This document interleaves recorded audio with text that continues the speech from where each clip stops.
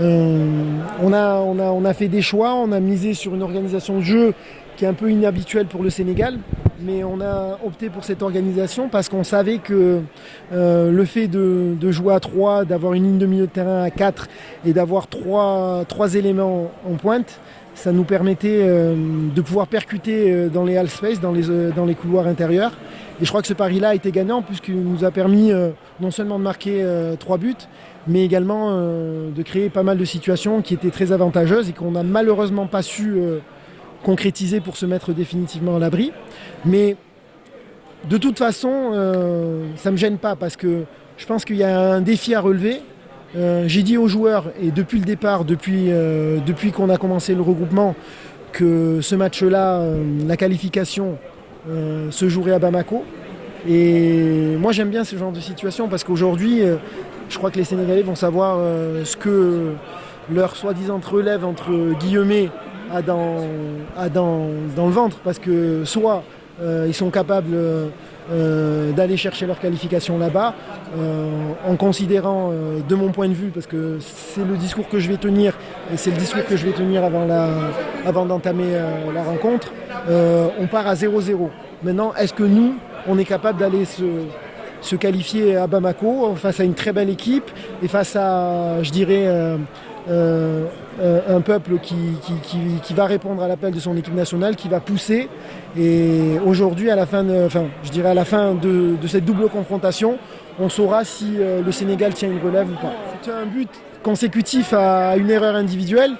Donc moi, je dis toujours aux joueurs, dans un match, c'est l'équipe qui commet le moins d'erreurs qui gagne le match. Et pour commettre le moins d'erreurs possible, il faut emmener un niveau de concentration qui est très élevé. Et je crois que depuis le départ, depuis que je suis arrivé à la fédération, c'est ce que je dis à mes dirigeants. Je leur dis que là où on doit progresser, là où on doit faire progresser les footballeurs sénégalais, c'est dans tout ce qui est aspect cognitif et tout ce qui est capacité à concentration.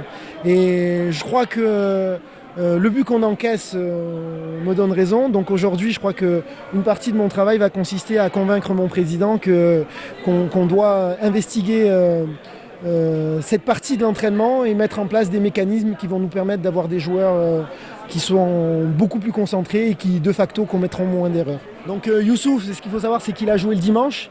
Il est arrivé le lundi, fatigué. Bon, j'ai tenu à ce qu'il débute la rencontre parce qu'il est dans une dynamique assez intéressante. Sur ses 2 derniers matchs, il a marqué 2 buts. Derrière, c'est un retour pour lui dans la tanière. J'avais envie qu'il sente qu'on lui fait entièrement confiance. Et je ne me suis pas trompé. Je pense que son match a été intéressant. Après, peut-être qu'il a manqué un peu de ressources sur le plan athlétique pour faire un peu plus, mais ça s'explique. Le voyage a été long, il a eu un match compliqué le dimanche. Aujourd'hui, je crois que le maître mot pour lui, mais aussi pour l'ensemble du groupe, c'est la récupération. Il va falloir bien récupérer, il va falloir remobiliser nos forces, bien se préparer sur le plan mental. Et si on est prêt sur le plan mental et bien préparé, je pense qu'on sera capable d'aller gagner la bataille de Bamako.